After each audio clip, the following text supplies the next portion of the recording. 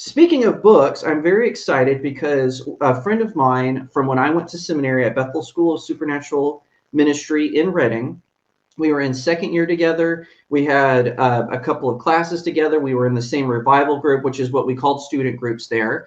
And we did all kinds of evangelizing together and whatnot. And her name is Sarah Wynn, and she just recently co-wrote a book, From Recliner to Revival. And she is here to talk about that book today. I'm very excited to have her on.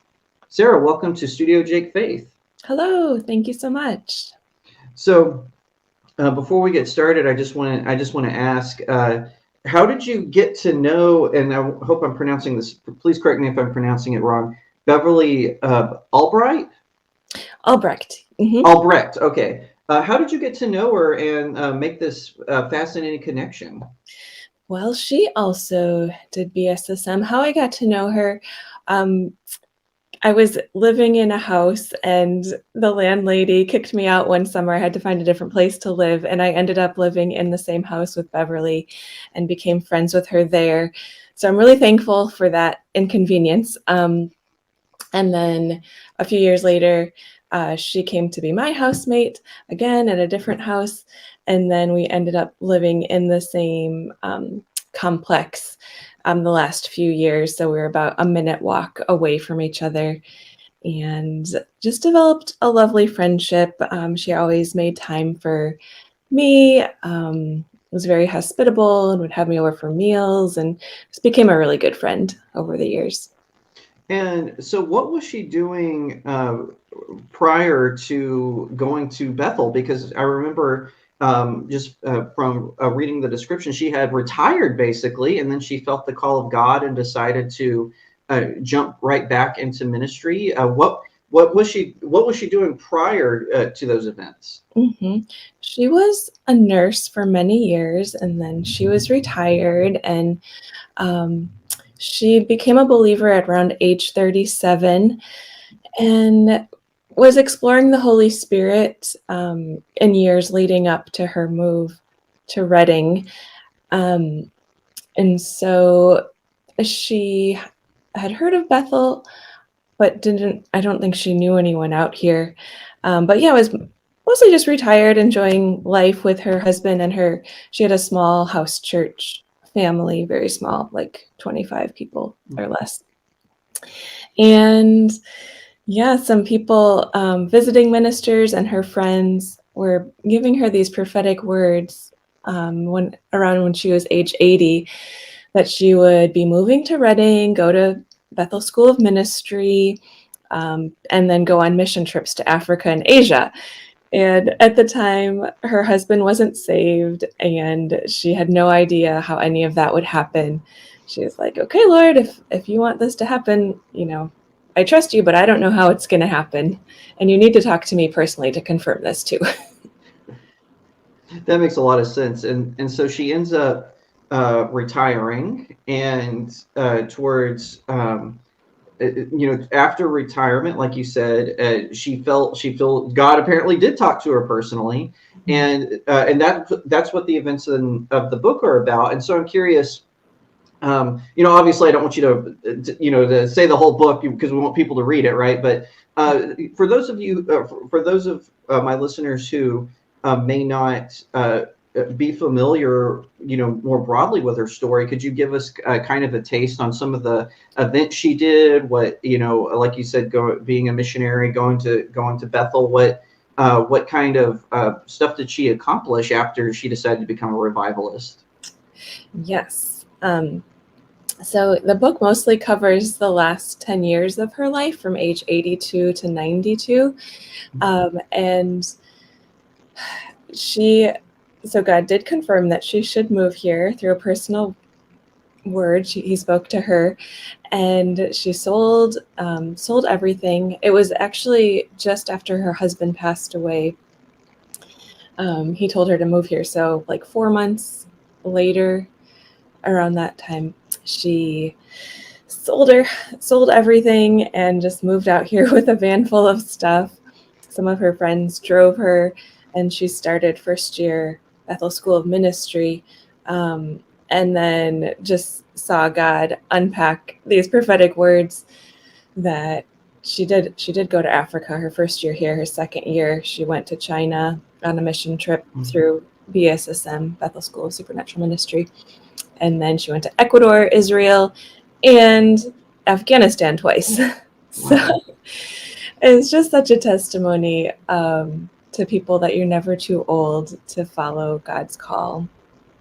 It's so true. And in fact, it kind of reminds me of my my third year last report that I did. I wrote about a revivalist who struggled with Parkinson's disease, but every day he would go down to a port. He was from Sydney, Australia. You might have even heard, because I think I read my report. They would give me an opportunity to read it to the interns, but when we were in third year together. But every day he made time to go down to the port and minister to 10 people and try to lead them to Christ. And it's just such an amazing testimony, because you see people who are like, oh, I'm not really a minister. I do X job, or I'm a janitor, or I'm this or I'm that. But this woman, amazing story, definitely defies the odds that you can come and be a part of a great revival in your 80s, sort of like you said, kind of the last 10 years of her life. And I'm curious, because you explained how you met her, but how did you get to the part where she's like, hey Sarah, I want to write a book about my testimony. Can you help me out? How did that come about? Well, actually, it may have. I'm not exactly sure how it all began, except that I think it may have started when my parents were visiting, and my mom was telling Beverly about a missionary she knew who recorded some of her life stories and testimonies, and somebody transcribed them and turned them into a book. And she gave that book to Beverly, and Beverly was really inspired and thought that she wanted to write a book about her life. So it had been on her heart for years. And she kind of tried to start some different times, but wasn't, successful. And she was trained as a nurse, not really a writer. And so she had, I think at some point, suggested maybe I help her, because I've been editing, kind of started a new career of freelance writing and editing since my third year at Bethel, and also have been studying the art of memoir writing off and on for years. And so, long story short, in 2021, I was just asking the Lord what book project he would want me to work on next and where to kind of focus my energy, because I have some different book ideas. And I heard him say to help Beverly with her book. And so I said, okay, that's what we're going to do next. So I thought the best way to do it would be to record her sharing her stories, and then have them transcribed. So I did that, and then edited those transcriptions, and then put the book in chronological order. And then I worked with a writing coach who helped me identify places where it could be stronger. And then kind of over a period of months went back to her to clarify different details and get more emotion and add more to the story. So I think we started in fall of 2021 and finished maybe around May or June.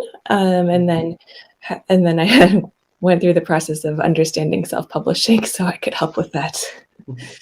And it's really interesting, because I read Jerry B. Jenkins' Writing for the Soul, which is sort of his book on how to write inspirational nonfiction and fiction. And that was a similar technique he used, because he wrote some of he ghost wrote some of Billy Graham's memoirs, and that's exactly what he did. He recorded Billy Graham and went home and transcribed them, and then edit it to more of a narrative format for publication. Mm-hmm. So, and me as a writer as well, I always love reading about a writer's techniques and how we get influence, by people and whatnot. And as far as the the process of how long did it take to compile all this? Because I imagine this is a lot of information from a woman who did these amazing things, like be a missionary in her 80s.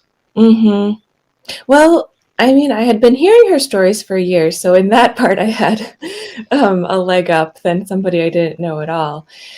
So it was kind of a matter of, even I was asking her questions to draw out stories that I remembered that were impactful for me. And so I haven't counted how many hours of interviews there were.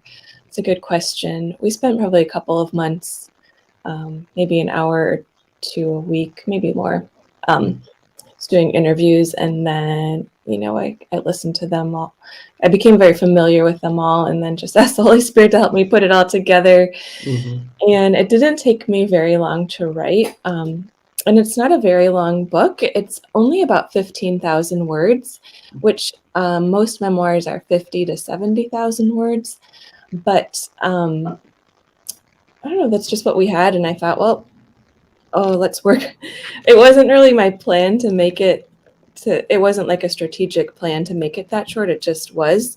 And then I decided to make it large print because our target audience is senior citizens. So it's like 16-point font. So yeah, it's like not super long, but all the feedback I've received is that people really like that it's short and easy to read in a day or two, and people are all telling me that they love the large font. So that's a good point. I actually recently read, one of my heroes is Robert E. Howard, who of course created Conan the Barbarian, and there was a memoir written about him, which I loved. I loved reading it, but the print was like this big, so the whole time I'm squinting. And I like to read at night too, which is even more. So that's how I like to end my days. I'll read a book before I go to bed, and so.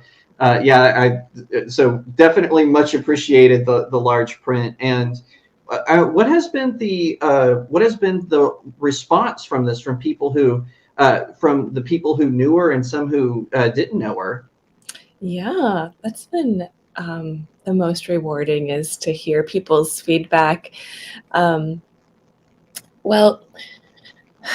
I think it's inspiring older people, and I'm looking forward to hearing more testimonies as time goes on. But like, one of my mom's friends read it, and she's in her 80s, and she hadn't visited her sister who lives in she lives in Wisconsin. She wanted to visit her sister in California, but thought she was maybe too old to do that. But after she read that Bev went to Afghanistan in her 80s, she thought, I can visit my sister in California. I'm going to do it. She went there over this Thanksgiving and visited her sister. But that's really cool. I do believe others will be. I mean, some people have said that they were convicted by the Holy Spirit, that they need to trust the Lord more.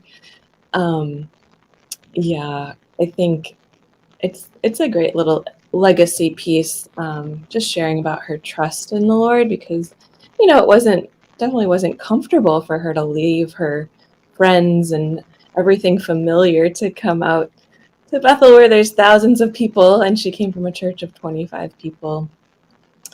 But I loved just her perseverance and her trust in the Lord, and she has a beautiful relationship with the Lord. People have expressed that they really wish they could have gotten to know her. Unfortunately, she passed away about a week after we published the book. But somebody messaged me this week who said, actually two people, who said they're both really excited to meet her in heaven. That's really cool, because I remember when the film about the U.S. team that beat the communist Russia team in the 80s in the Winter Olympics, the coach had passed away before the movie came out. He had been interviewed, and Kurt Russell played his character in the film. It's Miracle is the name of the film. And one of the coolest things that they did at the end of the movie was it came up and he said, the coach passed away before this film was released, but that even though he missed the movie, he lived the moment.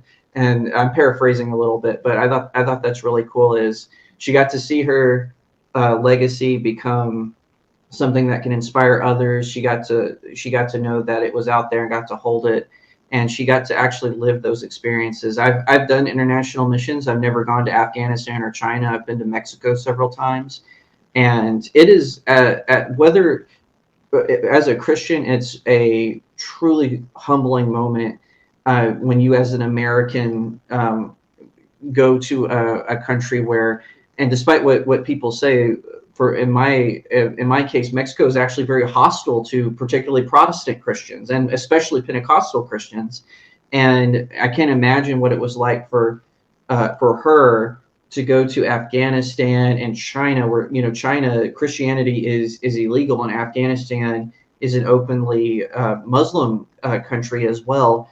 And I just applaud her courage. I mean, that's fantastic. What's one of your favorite stories that's in the book about her? Mm-hmm.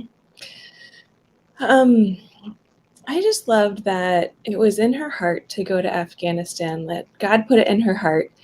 And she kind of said, like, he puts these desires in our hearts and makes us think they're our own, but they're really like his plan, and it's all unfolding for his glory.